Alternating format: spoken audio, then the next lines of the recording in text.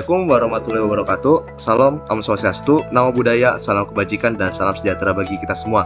Pada kesempatan kali ini, saya akan memaparkan materi tentang desain alur proses, mulai dari pengertian, proses, hingga penerapannya dalam sistem informasi. Baik, langsung saja kita masuk ke dalam materinya. Di sini pertama adalah latar belakang, yang mana desain alur proses merupakan elemen penting dalam pengembangan sistem informasi karena berfungsi untuk memvisualisasikan bagaimana sistem akan bekerja dan berinteraksi dengan pengguna serta entitas lainnya. Pemodelan proses yang tepat memungkinkan pemahaman yang lebih baik atas alur kerja, mengurangi kesalahan, meningkatkan efisiensi, serta mempercepat pengembangan sistem yang sesuai dengan kebutuhan pengguna dan tujuan bisnis. Berbagai teknik seperti BPMN, DFD, use case diagram, activity diagram, state machine diagram, dan sequence diagram digunakan untuk membangun representasi visual yang menyeluruh terhadap proses bisnis. Adapun teori yang digunakan dalam pembahasan ini, yang pertama ada Business Process Management atau BPM, yang menjelaskan pendekatan sistematis untuk meningkatkan proses bisnis melalui pemodelan, analisis, dan optimalisasi berkelanjutan, serta Unified Model Language atau UML, yang menyediakan standar pemodelan visual untuk sistem perangkat lunak termasuk berbagai diagram seperti use case, activity, state machine, dan sequence. Adapun alat dan bahan yang digunakan dalam desain alur proses seperti software permodelan yaitu Lucidchart, Microsoft Visio, Draw.io, Star UML, atau Visual Paradigm.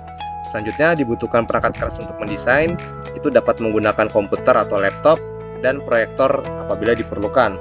Selanjutnya ada bahan pendukung seperti dokumentasi dan referensi mengenai buku tentang DFD, BPMN, dan pemodelan sistem informasi, serta akses internet untuk mencari tutorial dan contoh diagram yang relevan.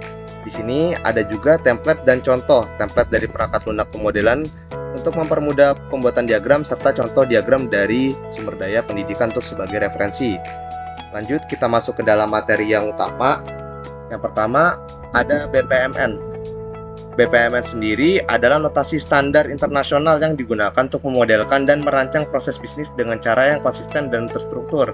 Dalam BPMN tersendiri terdapat beberapa elemen, yaitu yang pertama ada event, tindakan atau kejadian yang mempengaruhi alur proses, misalnya kejadian yang mengawali atau mengakhiri sebuah proses, activities atau aktivitas yang dilakukan dalam proses, baik secara manual maupun otomatis, flows, yang menghubungkan elemen-elemen di dalam diagram untuk menggambarkan alur proses, artifak yang digunakan untuk memberikan informasi tambahan tentang proses yang tidak mempengaruhi aliran, gateways, yaitu yang berfungsi untuk menentukan titik keputusan dalam suatu alur seperti apakah melanjutkan ke jalur proses tertentu berdasarkan kondisi tertentu pula. Yang terakhir ada swimlanes yang berfungsi untuk memberikan kemampuan untuk mengelompokkan elemen-elemen utama dalam pemodelan, yang mana swimlanes ini memiliki dua elemen, yaitu pulse dan juga lens.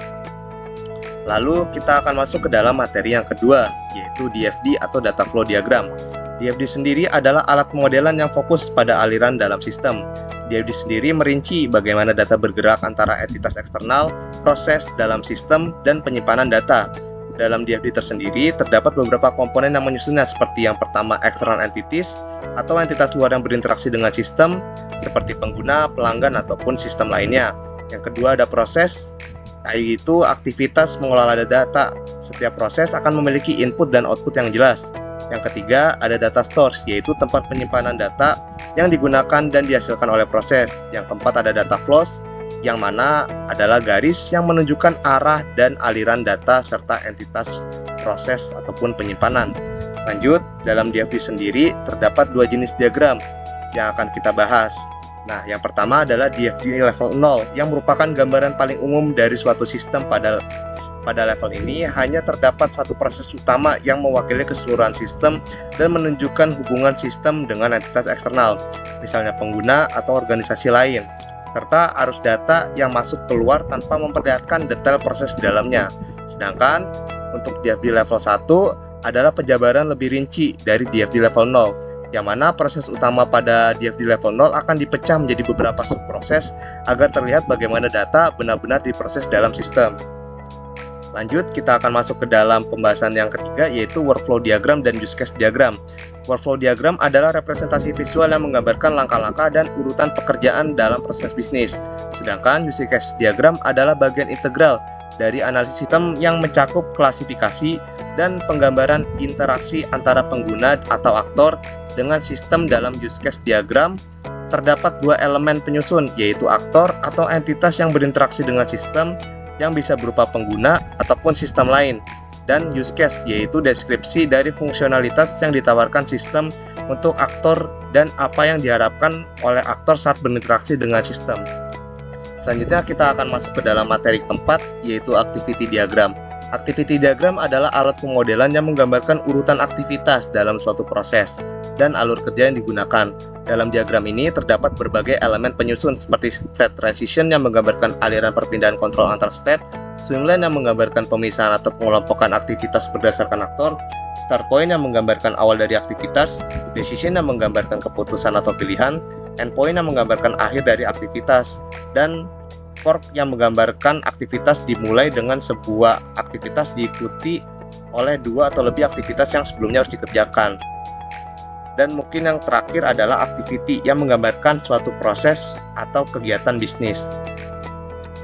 Nah, di sini ada contoh tentang activity diagram untuk laporan penjualan, di mana terdapat dua swim lane yang membentuk diagram, yaitu penjual dan juga sistem, di mana jika penjual ingin melihat laporan keuangan, maka akan menekan tombol laporan dan otomatis akan terjadi state transition ke sistem untuk mencari dan memuat data penjual, lalu akan ditampilkan kembali kepada penjualnya.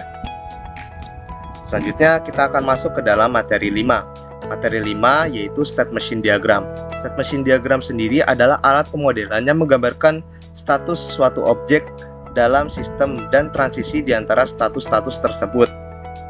Dalam state machine diagram ada kondisi yang dinamakan keadaan submachine atau submachine state, di mana sebuah state yang berisi state machine lainnya di dalamnya. Nah, adapun elemen daripada state machine diagram adalah sebagai berikut. Yang pertama adalah keadaan submachine atau submachine state, yaitu sebuah state yang berisikan state machine lain di dalamnya. Kedua, ada keadaan semu pilihan atau choice pursued yang digunakan untuk menunjukkan kondisi kompleks dengan berbagai kemungkinan hasil. Yang ketiga, ada peristiwa atau event yang menjadi pemicu perubahan status. Keempat, ada exit point atau titik keluar yang digunakan jika ada situasi di mana proses belum selesai, tetapi harus melewati karena ada alasan lain. Yang kelima, ada keadaan pertama atau first state yang menandakan state awal di dalam sistem yang mana akan memulai sebuah proses. Yang keenam, ada keadaan atau state yang menggambarkan status tertentu dari sistem pada suatu waktu. Ketujuh, ada transisi atau transition yang merupakan indikator bahwa perubahan sedang terjadi di dalam sistem. Kedelapan, ada pengakhir atau terminator yang menunjukkan akhir dari proses atau aliran sistem. Nah, di sini ada juga contoh daripada state machine diagram, yang mana pembeli akan membuka aplikasi dengan melakukan login. Nah, dari aplikasi login ini akan ke state-state lainnya, yang mana akan masuk ke menu tampilan aplikasi, tampilan menu login, hingga di sini ada pilihan, yang mana jika akan menekan tombol daftar akan masuk ke dalam registrasi akun, dan apabila ingin melakukan login maka akan masuk ke tampilan memasukkan username dan juga password. Baik, untuk pembahasan yang terakhir adalah sequence diagram. Sequence diagram adalah diagram yang memberikan gambaran yang jelas tentang bagaimana objek berinteraksi dalam sistem. Adapun elemen-elemen dalam sequence diagram, yang pertama ada objek yang menggambarkan sebuah kelas atau objek, lifeline yang menggambarkan garis hidup dalam sebuah objek, yang ketiga ada message yang menggambarkan pesan atau interaksi antar objek, keempat ada return message yang menggambarkan pesan hubungan antar objek yang menunjukkan urutan kejadian yang terjadi, kelima ada aktor yang menggambarkan pengguna yang berinteraksi dengan sistem, lanjutnya ada activation box yang menggambarkan panjang waktu yang dibutuhkan sebuah objek dalam mengerjakan tugasnya, selanjutnya ada manage to self yang menggambarkan pesan atau hubungan objek itu sendiri yang menunjukkan urutan kejadian yang terjadi, yang terakhir ada fragment yang mana akan menggambarkan kelompok pesan dengan kondisi tertentu. Sini akan ada kesimpulannya, yang mana dapat disimpulkan bahwa berbagai jenis diagram pemodelan seperti BPMN, BFD, workflow diagram, use case diagram, activity diagram, state machine diagram, dan sequence diagram memiliki peran penting dalam menggambarkan proses bisnis dan sistem informasi secara visual dan terstruktur. Diagram-diagram ini membantu tim pengembang analisis dan pemangku kepentingan dalam memahami alur kerja, aliran data, interaksi sistem pengguna, serta status dan transisi dalam sistem. sehingga proses perancangan dan implementasi sistem menjadi lebih efisien dan lebih akurat. Di sini ada sumber-sumber dari mana referensi ini dibuat ataupun PPT ini dibuat. Sekian mungkin, terima kasih atas perhatian teman-teman. Mohon maaf apabila kesalahan. Wassalamualaikum warahmatullahi wabarakatuh.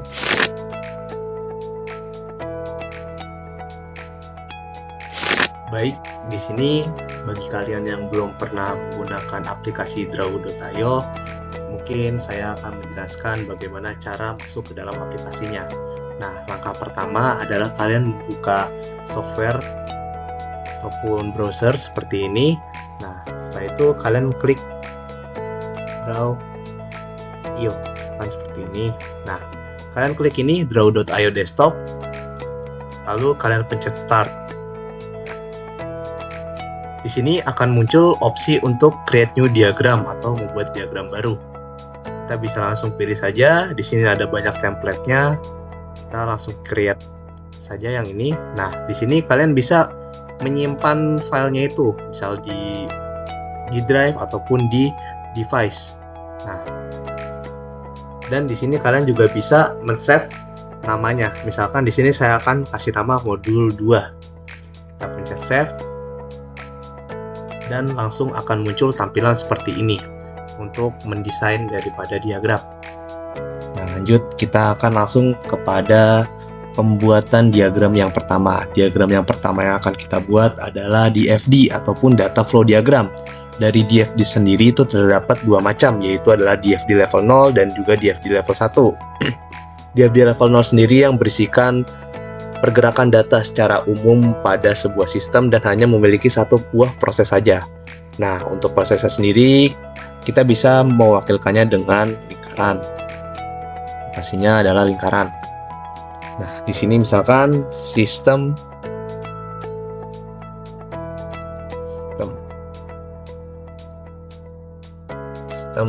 informasi pemasaran ragum ini. Nah,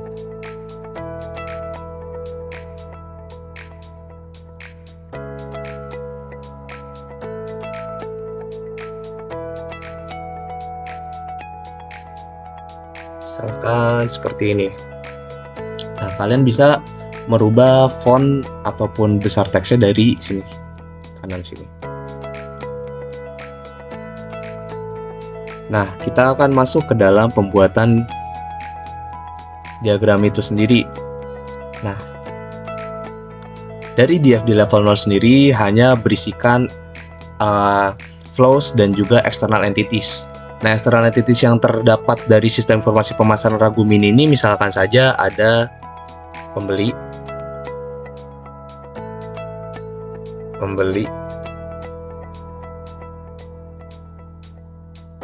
ada admin, dan ada penjual.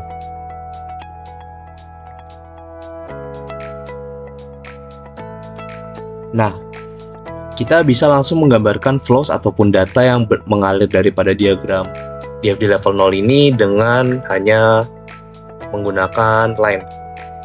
Ada dua cara. Kalian bisa klik line lain, terus misalkan klik line yang ini, yang belok ini, kita langsung di sini, tarik sini. Atau cara yang kedua itu misalkan kalian klik dari mana arahnya, terus nanti akan ada muncul gambar panah kayak gini, kalian bisa langsung tarik kayak gini, yang lebih simpelnya. Nah, dari sistem informasi pemasaran ragum ini, data-data yang mengalir itu bisa kita notasikan dengan cara seperti ini. Misalkan dari data pembeli sendiri, pembeli pasti akan mengirimkan data. Data itu seperti data registrasi,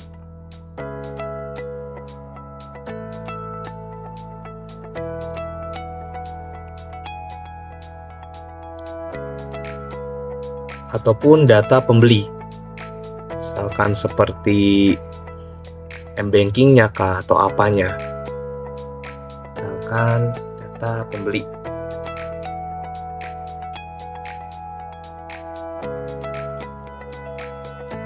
Selanjutnya, sistem informasi ini akan mengirimkan beberapa data yang dapat dilihat oleh pembeli.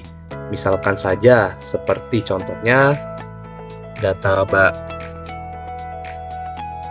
produk,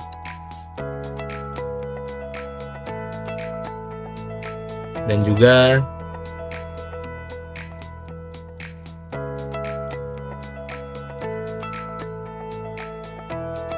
data harga. Nah, adapun untuk entitas adminnya sendiri, ini dia pastikan yang mengelola daripada website tersebut. Nah, admin itu pasti akan mengirimkan yang namanya data admin untuk keperluan login ataupun data buat registrasi dia. Kita bisa masukkan saja data admin. Selanjutnya, admin perlu mengelola data-data daripada yang ada di sistem informasi pemasaran Ragumini ini.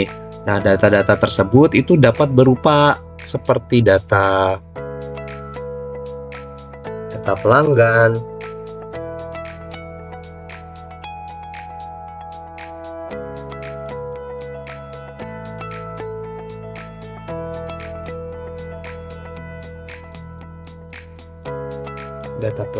ataupun data barang. Nah, yang terakhir, entitas penjual pastinya dia akan mengirimkan data-data yang berkaitan dengan produk Ragumininya tersebut. Misalkan pada contoh di sini, dia pasti akan mengirimkan yang namanya data produk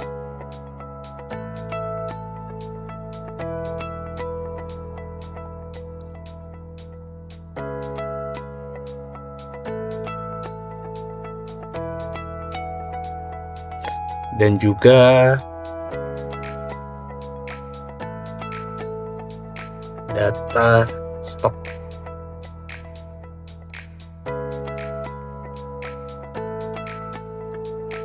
Nah, dari sistemnya ini sendiri, dia bisa dari penjualnya ini, dia akan membutuhkan sistem ini untuk menampilkan, misalkan saja seperti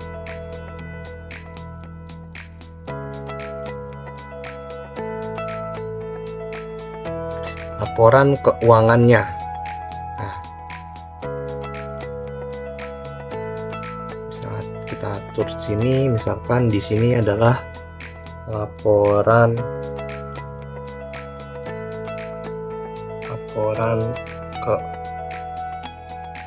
keuangan. Nah,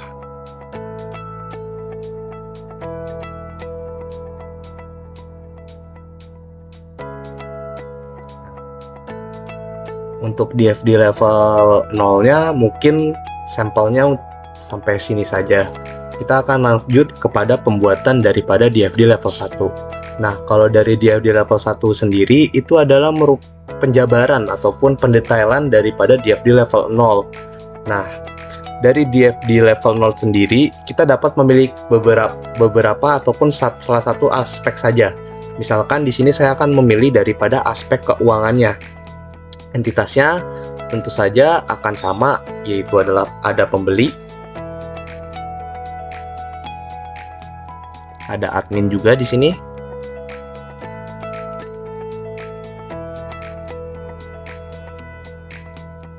ada penjual,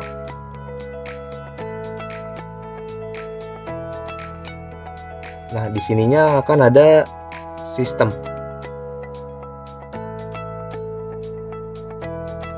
Nah, tujuan ataupun penjabaran dari DFD level 1 ini adalah untuk mendetailkan ataupun melihat alur-alur ataupun data-data yang mengalir daripada proses-proses yang sudah kita sebutkan tadi di DFD level 0.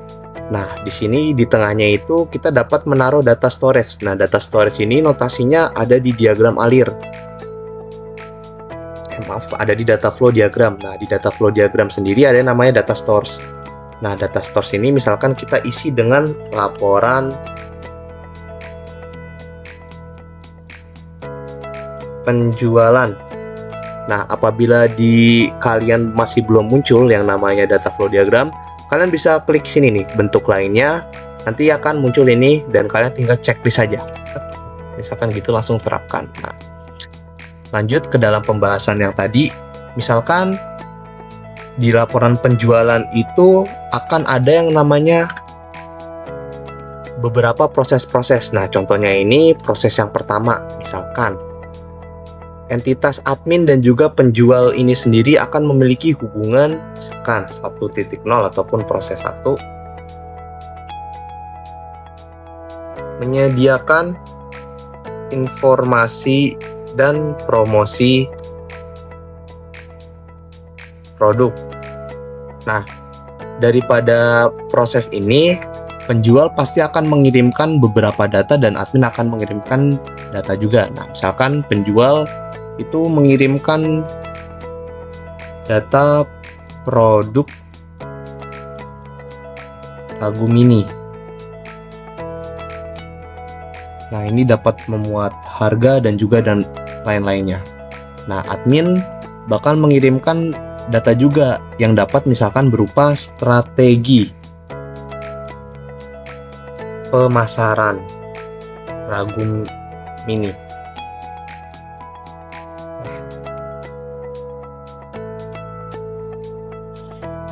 Selanjutnya, dari informasi dan promosi produk ini pastikan akan berpengaruh ataupun outputnya bakal akan masuk ke laporan penjualan ini. Selanjutnya, kita akan masuk ke dalam proses yang kedua.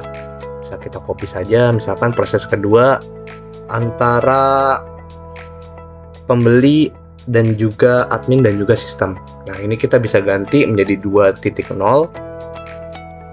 Di sini ada proses yaitu misalkan mencari dan memesan produk.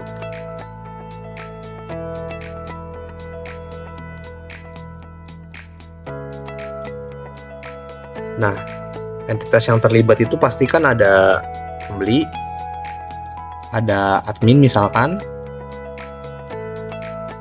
dan ada juga sistem. Nah, misalkan admin itu akan memberikan data pemesanan produk. Selanjutnya, admin mungkin bakal merekomendasikan produk tersebut. Data rekomendasi produk. Nah, dari sistem pastikan setelah dari rekomendasi admin ini akan menampilkan yang namanya deskripsi produk, harga, dan spesifikasinya.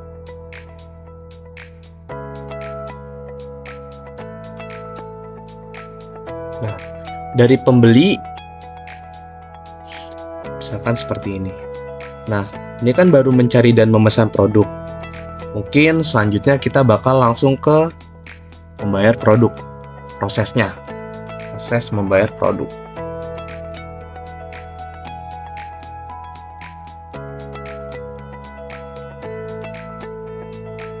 Nah, dari membayar produk sendiri, entitasnya mungkin akan masih sama. Ini karena prosesnya ini berkelanjutan, jadi kita bisa narik proses ke sini. Misalkan sistem ini bakal mengirimkan, misalkan dari membayar produk ini pastikan akan langsung masuk ke sistem. Nah, dari sistem ini itu akan ada data pembayaran.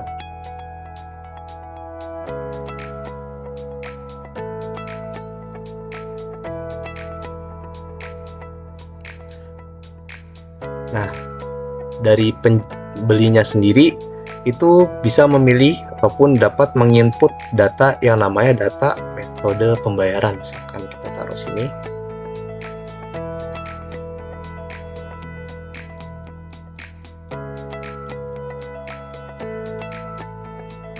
Nah, dari adminnya sendiri pastikan akan misalkan transaksinya itu benar, akan mengautentifikasi ataupun autentifikasi pembayaran.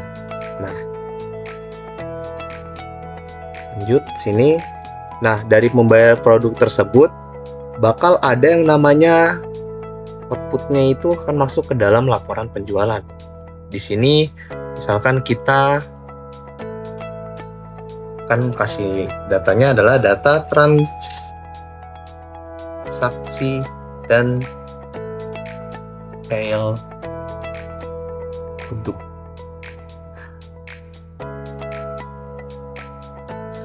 Misalkan ini adalah proses-proses yang terjadi dari laporan penjualan. Nah, dari laporan penjualan ini pastikan akan ada report ataupun akan dibuka oleh yang namanya penjual. Di sini kita bisa masukin ke sini. Penjualnya itu dapat melihat daripada riwayat laporan penjualan. Untuk di level 1 itu mungkin sampelnya sampai sini saja. Lanjut kita akan masuk ke dalam use case diagram. Nah, dari use case diagram ini akan dibutuhkan yang namanya aktor dan juga use case. Kita bisa langsung memilih di sini di umum, ini ada aktor. Nah,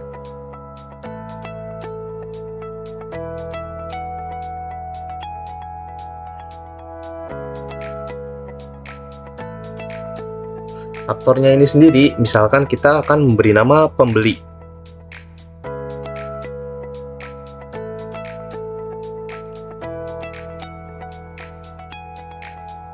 Kita akan memberi nama penjual, dan yang terakhir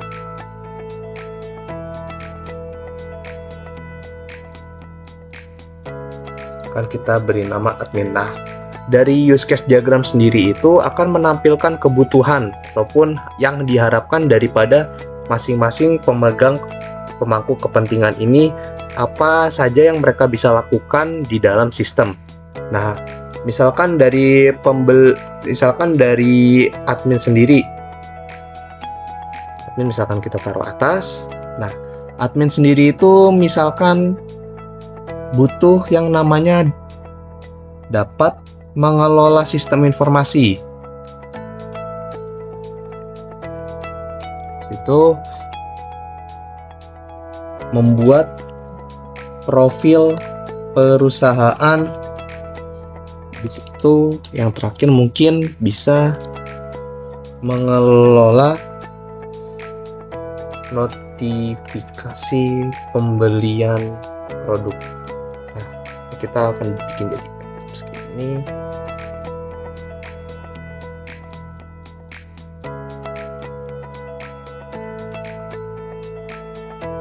Nah, ini kita bisa langsung saja menggunakan garis, misalkan ini bisa taruh di sininya, ini bisa taruh sini, bakal dilakuin ke masing-masing use case-nya.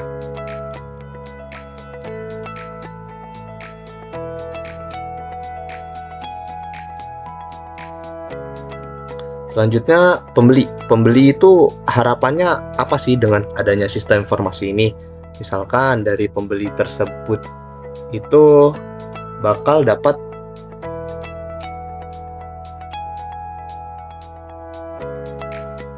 rincian harga produk,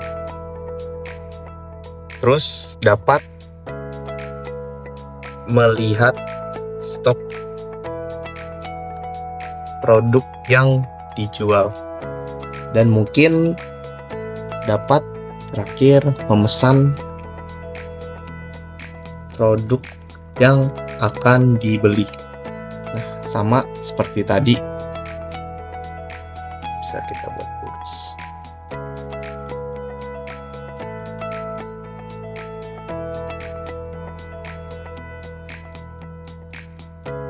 Kita taruh sini.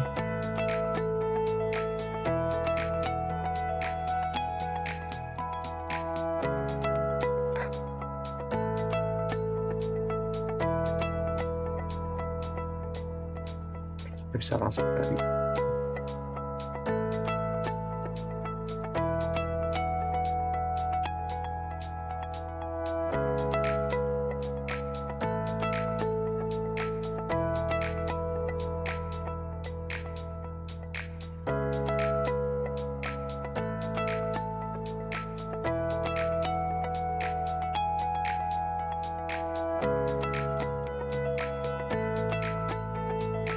Nah, dan yang terakhir adalah penjual. Misalkan dari penjual ini sendiri itu dapat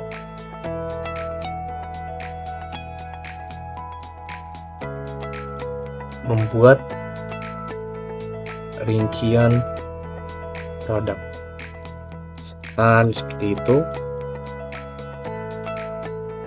Di situ dapat menambahkan stok produk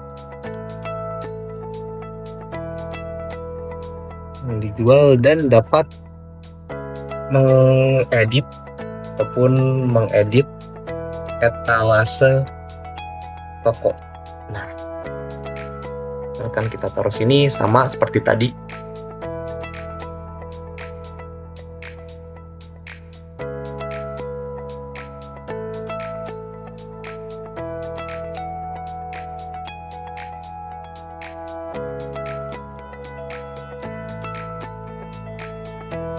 Nah, lalu kita bisa langsung tambahkan bordernya. Sekarang kita akan tarik panjang aja sini, segini, gini, kalau bentuk gini. Nah, di sini gayanya kita bisa cari yang nih, jadi kayak gini. Dan di atasnya kita bisa tuliskan use case diagram.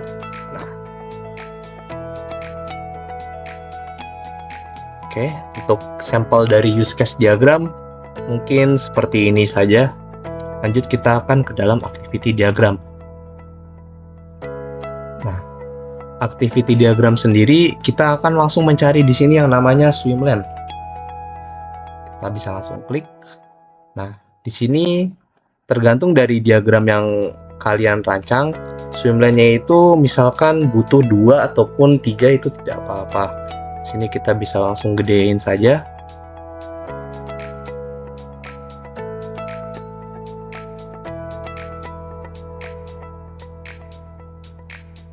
Nah, di poolnya sendiri, misalkan kita akan isi activity diagram login pengguna. Nah, di sini kan tentunya saja bakal ada pengguna, bakal ada sistem. Nah, kita bisa langsung mulai itu daripada notasi seperti ini. Kita bikin pertama, kita akan membuat lingkaran, lalu isinya kita bakal langsung hitam.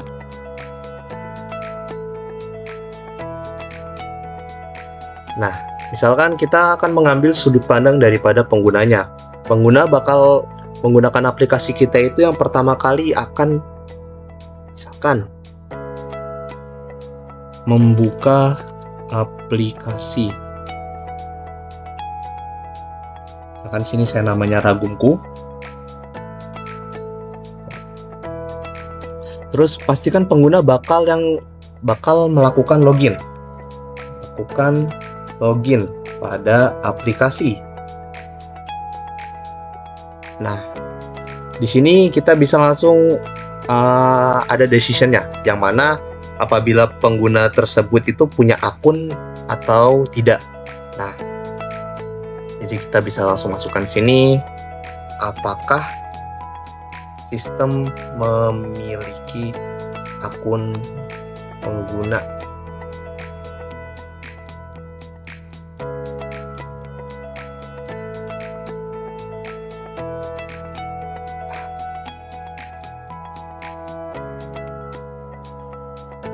Misalkan iya, kita bisa langsung ke sini.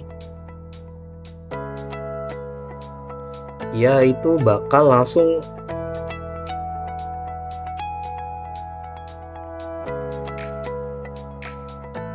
masuk ke tampilan login. Kalau belum, dia akan masuk ke tampilan registrasi. Sekarang kita taruh bawah dulu sini.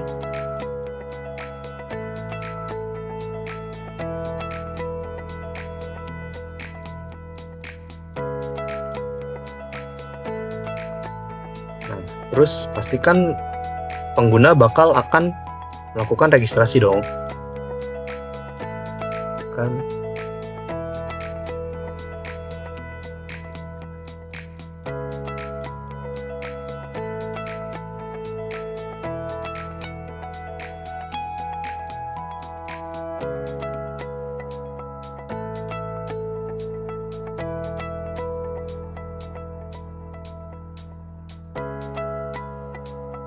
Nah, di sini kita bisa akan ada decision lagi, apakah registrasinya itu berhasil atau tidak. Nah,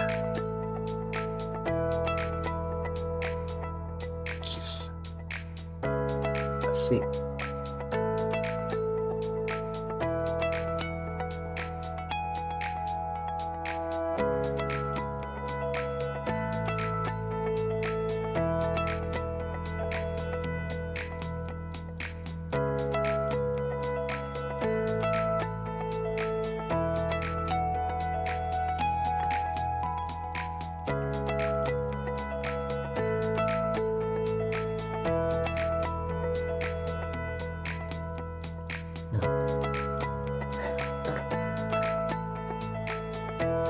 Misalkan kalau misalkan tidak berhasil, dia bakal langsung ke tampilan registrasi lagi.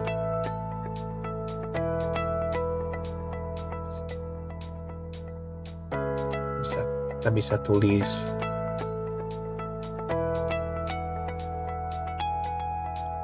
hasilnya tidak.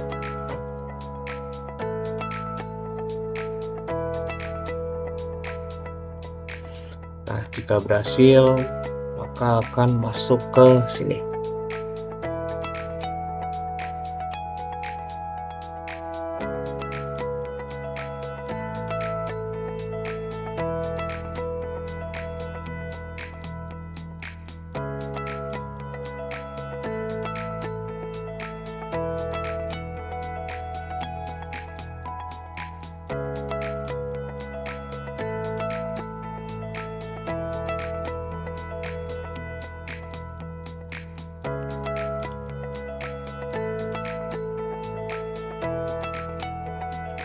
Sama seperti ini.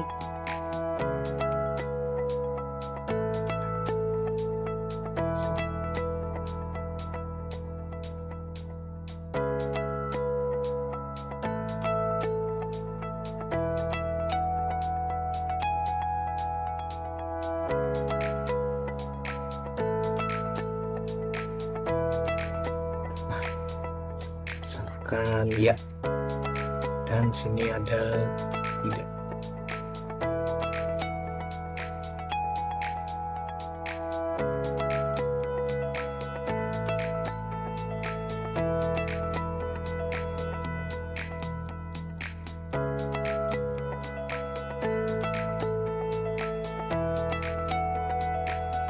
Nah, lanjut. Nah, di sini pastikan data-data yang sudah tadi diinput akan dioper kepada sistem. Nah, di sini akan dilakukan penyimpanan data pengguna. Sini. Oke. Nah, lanjut. Nah, di sini akan ada decision lagi nih. Apakah pengguna akan login ke aplikasi atau tidak? Dan apakah pengguna akan login? Ragu.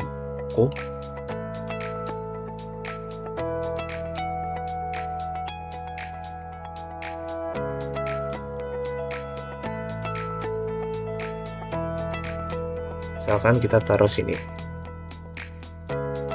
Apabila tidak, ya pasti akan masuk ke dalam login lagi. Misalkan kita bikin seperti itu alurnya. Apabila iya, akan diarahkan untuk memasukkan data username dan password.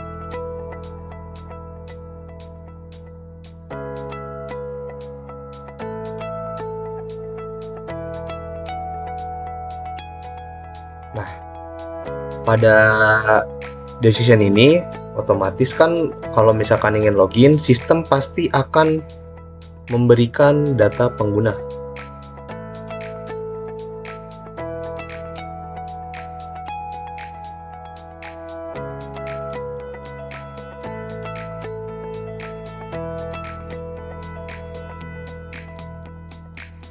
Pada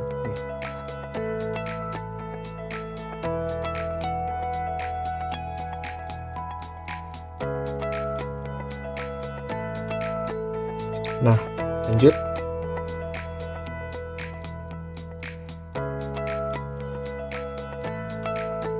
Nah, di sini bakal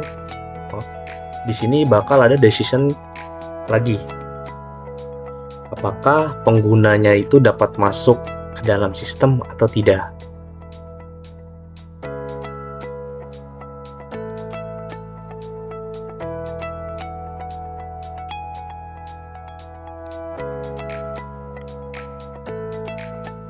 Masuk ke aplikasi.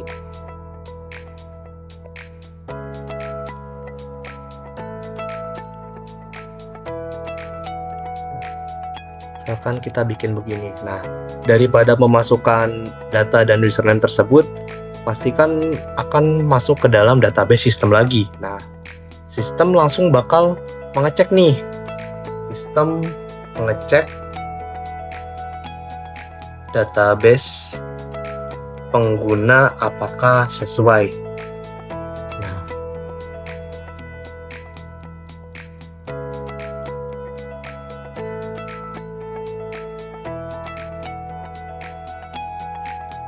Nah, itu terus akan sistem mengirimkan data pengguna. Nah, kalau misalkan dia bisa login, nah berarti datanya benar nih.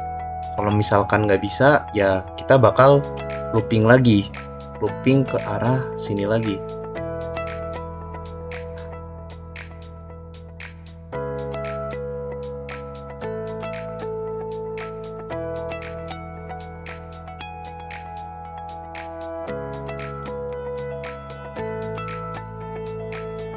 Dan yang terakhir akan masuk ke tampilan home, misalkan home atau menu utama.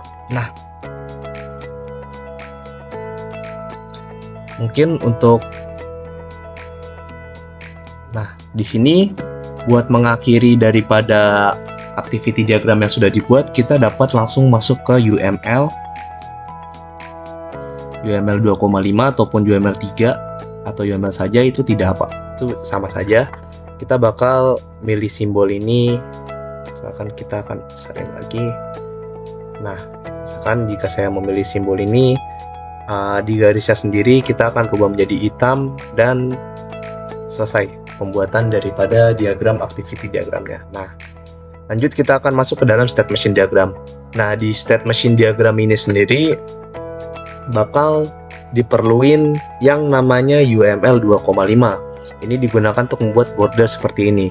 Mungkin karena di sini pembuatan daripada state machine diagram tersebut tergantung daripada pemikiran masing-masing kalian. Saya akan menjelaskan daripada mulai aplikasinya sendiri. Nah, di sini adalah simbol mulai. Nah, dari aplikasinya akan langsung menuju kepada halaman utama. Nah, login, user bakal melakukan login. Nah, di sini ada decision, di mana user baru akan dilakukan pendaftaran akun. Nah, pendaftaran akunnya sendiri akan terjadi looping apabila registrasinya gagal dan akan berkutat di step ini terus sampai akun berhasil dibuat. Nah, saat akun sudah berhasil dibuat, akan menuju kepada halaman utama. Nah, ia akan memasukkan data login yang telah dibuat dan akan melakukan login pada pengguna dengan data yang telah dibuat juga. Nah, di sini sama juga akan terjadi looping sampai tak terbatas jika loginnya itu gagal terus. Lanjut, apabila loginnya sukses akan masuk ke dalam dashboard utama. Nah, di dashboard utama sendiri kita terdapat 2 decision. Nah, decisionnya sendiri itu adalah tidak melakukan pemesanan sama melakukan pemesanan. Misalkan kita akan melakukan pemesanan, otomatis kan kita akan menekan tombol toko. User akan menekan tombol toko dan akan langsung masuk ke tampilan etalase toko. Nah, di sini ada state machine atau sub machine ya di dalamnya sendiri. Nah, akan dimulai terus cek ketersediaan stok ragum ini, apakah stoknya ada atau tidak. Kalau tidak akan looping, kalau ada lanjut user akan mengecek spesifikasi ragum ini. Nah, spesifikasinya sesuai apa enggak. Kalau misalkan enggak, bakal looping ke atas lagi. Apabila sesuai bakal lanjut dan memilih metode pembayaran dari spesifikasi yang telah ditentukan. Nah, harganya itu sesuai atau tidak. Jika harganya sesuai, maka mereka akan melakukan pesan pada aplikasi. Nah, keluar daripada submachine-nya ini sendiri, nah, kita akan langsung masuk kepada decision lagi. Apakah Anda ingin melakukan konfirmasi pembayaran atau tidak? Kalau misalkan tidak, dia bisa menekan tombol batal dan akan masuk ke etalase toko lagi. Kalau misalkan iya, dia akan melakukan pembayaran ataupun pemesanan. Nah, pemesanannya itu sendiri ada loopingnya. Apabila pesanan gagal diproses, dia bakal looping terus di sini. Dan apabila berhasil, dia akan langsung menekan menu pembayaran, memilih metode pembayaran. Terus di sini sistem akan mengkonfirmasi pembayarannya. Pembayarannya tersebut apakah diterima atau tidak. Jika transaksinya gagal, akan looping kepada menu pembayaran lagi. Dan jika transaksinya benar, akan tercetak invoice pemesanan dan pengguna dapat melakukan logout pada sistem. Nah, ini simbol akhirnya sama kayak yang tadi yang sudah saya tunjukkan. Dan yang terakhir, diagram yang terakhir adalah sequence diagram. Di sequence diagram sendiri sama, tadi kita akan menggunakan ini untuk sebagai bingkainya. Nah, di sequence diagram sendiri saya akan mengambil contoh untuk pendaftaran akun. Di sini dalam sequence diagram terdapat berbagai alternatif, dimulai dari user telah memiliki akun sama user tidak memiliki akun. Nah, apabila user telah memiliki akun, dari usernya ini sendiri pertama pastikan melakukan login pada aplikasi Ragumku. Nah, di sini akan input username, nah dari sini ini kan karena dia sudah mempunyai akun, jadi dia nggak melewati yang namanya pendaftaran ataupun daftar ini, langsung masuk ke dalam data pembeli. Nah, data pembeli bakal memverifikasi data pengguna. Nah, apabila data penggunanya salah, bakal masuk ke halaman login lagi. Nah, apabila data penggunanya benar, maka sistem akan langsung mengirimkan kode autentifikasi lanjutan, yang mana jika autentifikasinya itu gagal, akan balik lagi kepada halaman login, dan apabila berhasil, akan langsung masuk ke dalam halaman home. Nah, di sini ada alternatif yang mana user belum memiliki akun. Karena user belum memiliki akun, maka dia akan masuk ke dalam halaman pendaftaran ataupun state pendaftaran. Nah, di sini user belum memiliki akun Ragumku, maka akan diarahkan lagi ke tampilan login, di mana tampilan login ini sendiri akan mengarahkan ke apakah user ingin membuat akun baru. Nah, jika ya, maka user akan membuat akun baru. Nah, user diarahkan kepada tampilan pendaftaran. Nah, di sini bakal langsung dibalikin lagi kepada user, yaitu user akan melihat data-data yang diperlukan untuk mendaftar. Lalu user akan langsung memasukkan data diri ke dalam database. Nah, setelah itu admin akan memverifikasi data diri user apakah sudah sesuai dengan SOP yang berlaku atau tidak. Di sini ada dua alternatif. Jika pendaftarannya berhasil, maka pengguna telah terdaftar dalam sistem dan langsung input username dan password, lanjut ke autentifikasi seperti tadi, berhasil atau gagal, dan apabila berhasil akan masuk ke dalam home. Dan jika pendaftarannya gagal, akan disuruh untuk melengkapi kembali data pendaftaran yang kurang. Mungkin sampai situ saja penjelasan daripada diagram-diagram tadi dan cara pembuatannya. Lanjut ke dalam agenda yang selanjutnya. Baik, untuk selanjutnya adalah luaran utama yang diharapkan daripada modul 2 desain alur proses ini. Nah, pada data flow diagram atau DFD sendiri, minimal terdapat dua macam diagram, yaitu adalah DFD level 0 dan juga DFD level 1 yang membahas mengenai alur proses bisnis dari sistem yang akan dibangun. Untuk DFD level 0-nya seperti ini, untuk DFD level 1-nya adalah seperti ini. Selanjutnya, pada use case diagram ini sendiri diharapkan dapat membuat use case diagram yang menampilkan seluruh use case utama dan aktor yang terlibat dalam sistem, serta sertakan deskripsi singkat untuk setiap use case-nya. Jadi, contohnya adalah seperti ini. Selanjutnya, pada activity diagram diharapkan untuk membuat activity diagram yang memiliki dua case ataupun dua swimlane. Adalah contohnya seperti ini, yaitu di activity diagram login pengguna yang menggunakan dua swimlane, yaitu pengguna dan juga sistem. Selanjutnya ada state machine diagram.